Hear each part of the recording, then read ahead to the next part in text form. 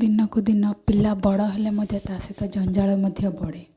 ଏଇଟା ବାସ୍ ଶୁଣି ଆସୁଥିଲା, ବଟ୍ ଆଜି ଆମେ ରିଅଲାଇଜ୍ କରିବାକୁ ପଡ଼ୁଛି ଆମକୁ।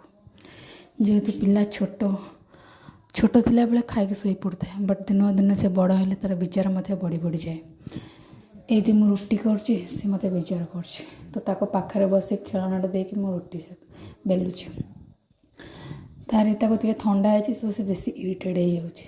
ଟିକେ ଭୋକ ହେଇଯାଇଛି, ତ ମୁଁ ରୁଟି କରିସାରିଲା ପରେ ତାକୁ ଖୁଆଇ ବୋଲି ତାକୁ ତେଲେଇ ରଖିଛି। ବଟ୍ ଏପଟେ ରୁଟି ବେଲା ଚାଲିଛି, ସେ ମୋ କାନିରେ, ତାକୁ ବୋଧେ କେମିତି ଅଡ୍ ଫିଲ୍ ହେଉଛି, ତ ସେଥିପାଇଁ ମୋ ସହ ଖେଳୁଛି। ସେ ଖେଳନା ସହିତ ବି ଭଲସେ ଖେଳୁନି। ମୋ କାନି ଧରୁଛି, ନାକ ପୋଛୁଛି କାନିରେ, ମୋ ମଙ୍ଗଳସୂତ୍ରଟାକୁ ଭିଡ଼ି ଥାଉଛି।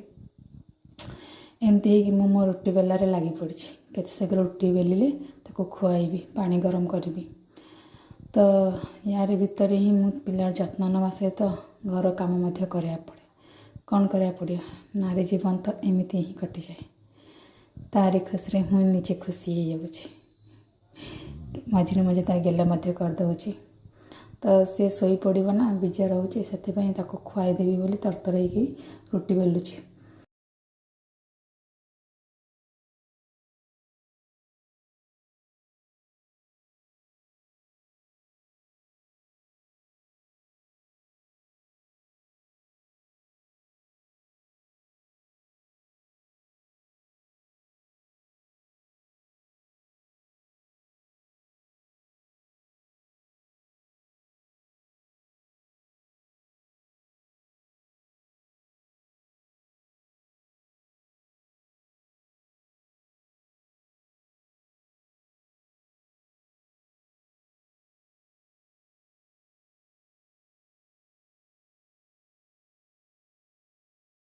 ମୋ ମଙ୍ଗଳସୂତ୍ରଟି ଭିଡ଼ି ଦେଉଛି।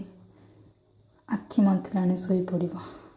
ହେଲେ କ'ଣ କରିବି, ପିଲାକୁ ଦେଖିବାକୁ ପଡ଼େ, ଘର କାମ ମଧ୍ୟ କରିବାକୁ ପଡ଼େ। ତ ସେଥିପାଇଁ ତାକୁ ବସେଇକି ହିଁ ଯେଉଁ କାମ ହେଲେ କରୁଛି। ଏପଟେ ଆସିଲେ ରୁଟି ସେକିବି, ତାକୁ ଧରିକି ହିଁ ସବୁ କାମ କରିବାକୁ ପଡ଼ୁଛି।